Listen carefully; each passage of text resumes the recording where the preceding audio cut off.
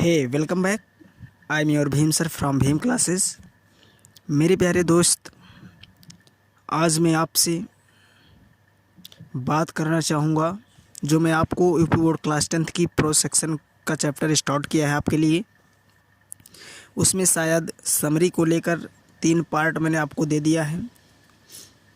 आज next part मैं आपको दूंगा जो आप बेहतरीन तरीके से समझ पाएंगे। मैं आपको बेहतरीन तरीके से समझाने का प्रयास करूंगा। आशा करता हूं कि आप समझ जाएंगे, क्योंकि एक्चुअली क्या है कि मैं आपको एक ही वीडियोज़ में पूरा लेसन का अनुवाद दे सकता था, लेकिन मैंने ऐसा नहीं किया, इसलिए कि आपको प्रॉब्लम ना हो। इससे आपको भी प्रॉब्लम होगी कि अगर पूरा का पूरा लेसन मैंने आपको एक ही वीडियोज़ में दे दिया, वीडियो लंबा खिंच जाएगा, आप जो है बोर हो जाएंगे, पढ़ने में मन नहीं लगेगा, आप पढ़ भी नहीं पाएंगे। इसलिए मैंने सोचा कि आपको जितना लंबा पैसेज है उतने का आपको एक वीडियो दूं, एक पैसेज का एक वीडियो दूं, तो आप समझने में आसानी से समझ पाएंगे, आप समझ जाएंगे, बढ़िया से बेहतरीन तरीके से काम कर पाओगे। इसलिए मैंने ऐसा किया। और आज नेक्स्ट वीडियो मैं आपको दे रहा हूँ। आज संडे भी है, मैं सोचा था कि आज थोड़ा छुट्टी रहेगी, फिर बाद में मैंने सोचा कि आपको वीडियोज़ देना मेरा काम है, तो मैं आपको आज भी वीडियो दूंगा, क्योंकि आप खाली मत बैठो, लॉकडाउन का समय है। आप समय को बर्बाद ना करते हुए आप अपनी पढ़ाई पर ध्यान दीजिए। तो चलते हैं, स्टार्ट करते हैं नेक्स्ट पैसेज को, जो कि पार्ट 4 होगा। तो देखते हैं क्या है। किताब बगल में रख लीजिए जिससे पढ़ने में मज़ा आए।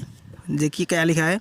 जैसे लिखा है, it did not take Yudhishthira a moment to understand that this could be none other than the words of Ajax and guessed what had happened to his brothers। क्या कह रहा है, फिर से एक बार पढ़ रहे हैं, फिर से सुन लीजिए, सभी लोग बन जाइए लाइन पे, साथ में रहिए मेरे। It did not take Yudhishthira a moment to understand that these could be none other than the words of Ajax and guessed what had happened to his brothers। मतलब कि कल मैंने आपको इसके पहले कहानी बताया था, उसके बाद स्टार्ट करेंगे, आप बढ़िया समझिएगा। मैंने आपको समरी में ही पूरी कहानी का डिटेल दे दिया था। देखिए यहाँ क्या करा, मैंने इट से स्टार्ट किया है तीसरा पैसेज। तो इसमें बात यह है कि युधिष्ठिर को यह समझने में ज़रा सा भी देर नहीं लगी। मतलब कि जब युधिष्ठिर को आवाज़ आई थी वहाँ से कि तुम भी जो है इन्हीं की तरह तुम भी मत करो, तुम पहले मेरे प्रश्नों का उत्तर दो, तब जल पियो, तब पानी पी सकते हो, क्योंकि ये सरोवर मेरा है, यक्ष ने उनसे कहा था। तो युधिष्ठिर को समझने में ज़रा सी भी देर नहीं लगी कि यह आवाज़ किसी यक्ष की। उन्होंने तुरंत समझ गया, युधिष्ठिर तुरंत समझ गए कि यह आवाज़ यक्ष की है, और अनुमान लगा लिया कि उनके भाइयों के साथ क्या हुआ है, क्योंकि युधिष्ठिर धर्मराज थे, ज्ञानी थे, ठीक है। तो उनको समझ में आ गया कि मेरे भाइयों के साथ क्या हुआ है, यह आवाज़ किसकी है, सब कुछ समझ गए युधिष्ठिर क्षण मात्र में ही। तो उन्होंने अनुमान लगा लिया कि मेरे भाइयों के साथ क्या हुआ है। अब आगे देखते हैं। It took him no time to see a possible way of bringing them back to life. फिर से देखते हैं। It took him no time to see a possible way of bringing them back to life. उन्होंने यह समझने में पल भर का समय भी नहीं लगाया, मतलब कि जरा सा भी समय नहीं लगाया कि भाइयों के शरीर में पुनः प्राण वापस कैसे लाए जा सकते हैं। उनका दिमाग तुरंत काम कर गया कि अगर मैं इसकी यक्ष के प्रश्नों का उत्तर दे देता हूँ, तो वो अपने आप में सोच रहे हैं, प्रश्नों का उत्तर दे देता हूँ, हो सकता है खुशी से, मतलब कि मेरे भाइयों का प्राण पुनः, मेरे भाइयों को जीवनदान मिल जाए, यही सोच रहे हैं। He said to the bodiless wise. He said मतलब उन्होंने क्या कहा, बॉडीलेस वॉइस का मतलब कि जो अदृश्य आवाज़ थी, मतलब बिना शरीर रहित आवाज़ थी, अदृश्य आवाज़ थी, उससे कहा, क्या कहा, प्लीज़ आस्क योर क्वेश्चंस, कृपया अपने प्रश्न पूछिए। यक्ष से, युधिष्ठिर जी ने यक्ष से कहा कि कृपया अपने प्रश्न पूछिए, क्योंकि युधिष्ठिर सत्यवादी थे, धर्मराज थे, धर्म का पालन करते थे, उनको सब कुछ पता था। तो देखिए स्टार्ट होता है आपका question. The voice put question rapidly one after another. The voice put questions rapidly one after another. आवाज़ ने एक के बाद, मतलब कि जो मतलब शरीर रहित आवाज़ जो थी, बॉडीलेस वॉइस जो थी, वो एक के बाद एक प्रश्न की बौछार लगा दिया, मतलब कि एक प्रश्न के बाद अगला प्रश्न का बौछार लगा दिया। तो पहला क्वेश्चन उसमें क्या था, इस जो ये पैसेज स्टार्ट हुआ है इसमें सारा का सारा आपको क्वेश्चन तो नहीं मिल पाएगा, लेकिन 2-4 क्वेश्चन इसमें आपको मिलेगा। इसके बाद जो क्वेश्चन बचता है अगले वीडियोज़ में आपको वो क्वेश्चन मिलेगा। मेरे प्यारे दोस्त बड़े से समझिएगा। तो देखते हैं जैसे लिखा गया है। पहला क्वेश्चन है what rescues man in danger. What rescues man in danger question था, पहला क्वेश्चन यही था कि खतरे में मनुष्य को कौन बचाता है। What rescues man in danger, what rescues मतलब कि खतरे में मनुष्य को बचाता कौन है, खतरे में मनुष्य को कौन बचाता है। तो युधिष्ठिर ने फटाफट तुरंत आंसर दिया, बिना टाइम वेस्ट किए हुए उन्होंने आंसर दिया करेज।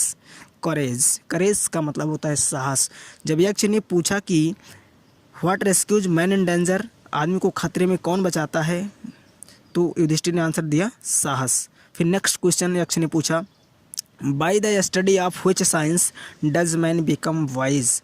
बाय द स्टडी मतलब किसके अध्ययन से, ऑफ व्हिच साइंस मतलब किस विज्ञान के अध्ययन से, किस विज्ञान के अध्ययन से डज मैन बिकम वाइज आदमी बुद्धिमान बनता है, विवेकवान बनता है, बुद्धिमान बनता है।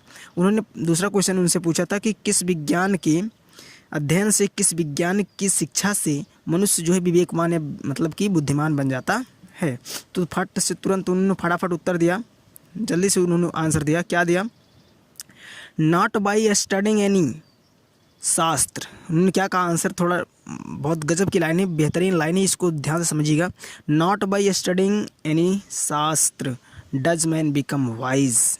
डज मैन बिकम वाइज, किसी शास्त्र के अध्ययन से मनुष्य विवेकवान नहीं बनता है, किसी शास्त्र के अध्ययन से मनुष्य विवेकवान नहीं बनता।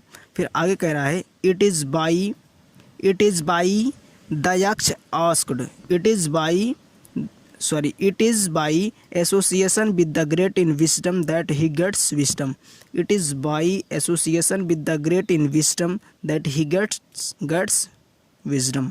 उन्होंने कहा कि विवेकवान लोगों की संगति ही उसे विवेकवान बनाती है, मतलब कि जिस प्रकार के आदमी की संगति होगी उसी प्रकार वह आदमी अपना आचरण बदलेगा, न कि किसी शास्त्र के ज्ञान से वह आदमी विवेकवान या बुद्धिमान बन जाएगा। ऐसा कुछ बात नहीं है। उन्होंने तुरंत आंसर दिया। फिर अगली लाइन देखिए, द यक्ष आस्क्ड, यक्ष ने पूछा what is swifter than the wind. अगला क्वेश्चन है what is swifter than the wind. What is swifter than the wind मतलब यक्ष ने प्रश्न अगला प्रश्न किया कि हवा से भी तेज चलने वाला क्या है। What is swifter than the wind, हवा से तेज चलने वाला क्या है। तो युधिष्ठिर ने फटाफट तुरंत बिना टाइम वेस्ट किए हुए आंसर दिया माइंड। माइंड का मतलब मन या दिमाग। तो यक्ष ने फिर से अगला क्वेश्चन किया what is more faded than a dried straw. What is more faded than a dried straw, कि क्या उन्होंने क्या कहा, मतलब कि what is more faded than a dried straw, मतलब ड्राइड स्ट्रा का मतलब सूखी हुई घास, सूखा हुआ तिनका, सूखी हुई घास से भी अधिक मुरझाया हुआ क्या है। उन्होंने क्या क्वेश्चन किया कि सूखी हुई घास से भी अधिक मुरझाया हुआ क्या है। तो मतलब यक्ष ने यही क्वेश्चन किया था। ये मैंने समरी में ये वाली लाइन भी आपको बताते हैं, क्वेश्चन समरी में भी आपको दिया था कि what is more faded than a dried straw. तो उन्होंने पूछा था कि सूखी हुई घास से भी, सूखी हुई तिनके से भी अधिक मुरझाया हुआ क्या है। तो युधिष्ठिर ने तुरंत आंसर दिया अ सारो स्टिकन हर्ट। अ सारो स्टिकन हर्ट।